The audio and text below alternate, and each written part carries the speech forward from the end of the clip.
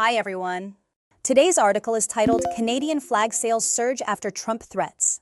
The story covers how political tension between Canada and the US, specifically statements from former President Donald Trump, has caused a wave of patriotism in Canada. People are buying more Canadian flags, canceling trips to the US, and boycotting American products. Let's look at how a symbol like a flag can suddenly take on new meaning during times of political conflict. Before diving into the article, let's think about this. In times of international tension, symbols like flags often become more than just cloth.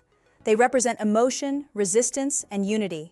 So how does patriotism grow during political disputes? Our theme today is symbols and sovereignty.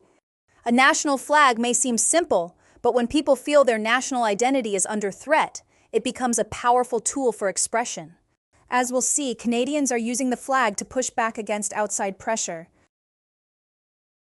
Have you ever seen people using flags or national symbols as a response to political events or international conflict?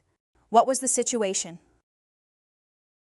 Yes, I remember when Korean athletes used the national flag to protest against a territorial dispute.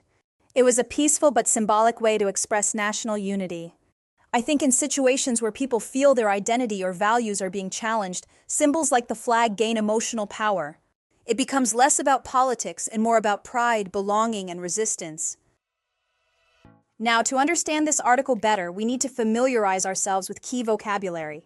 We'll go over 3 important expressions, learn their meanings, and see them in action with example sentences. Let's start with patriotism. Patriotism is the love and devotion to one's country. It's not always political, sometimes it's just a deep emotional connection. In the article, Canadians showed patriotism by flying their flags and boycotting American products.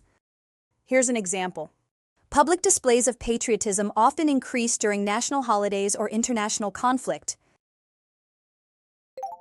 Next is sovereignty. Sovereignty means a nation's right to govern itself without outside interference.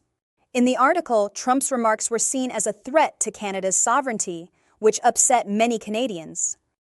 Here's an example. The country fought hard to protect its sovereignty and resist foreign control. Let's take a look at the verb boo. To boo means to make a loud noise to show disapproval, especially in public settings like sports games or speeches. It's a way for people to express that they strongly disagree or are unhappy with what they see or hear. In the article, some Canadians booed at sporting events to show their anger at Trump's trade policies. This public reaction was both emotional and symbolic. Here's an example. The crowd booed loudly when the referee made a controversial call. Now that we've explored the main themes and vocabulary, let's reinforce our understanding with a summary dictation exercise. Listen carefully and fill in the blanks. Sales at a Canadian flag maker have doubled as tensions with the US spark patriotism. The surge comes ahead of Canada's Flag Day, marking the maple leaf flag's 60th anniversary. Co-owner Matt Skip links the demand to US President Trump's threats against Canadian sovereignty. Canadians are showing unity by flying flags, canceling US trips, and boycotting American products after Trump's 25% tariffs on Canadian goods. Though the tariffs are now delayed, concerns remain. Let's check the answers and review what each word means. The first answer is flagmaker. This refers to a person or company that makes flags. The second is tensions.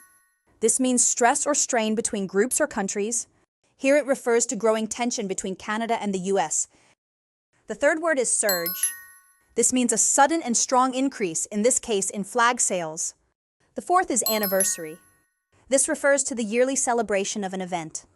The last word is boycotting. This means refusing to buy or support something to protest. Great job today. We saw how patriotism can rise in response to political threats and how small actions like flying a flag can carry powerful meaning. Here's something to reflect on. How would you feel if a foreign country's leader threatened your country's sovereignty?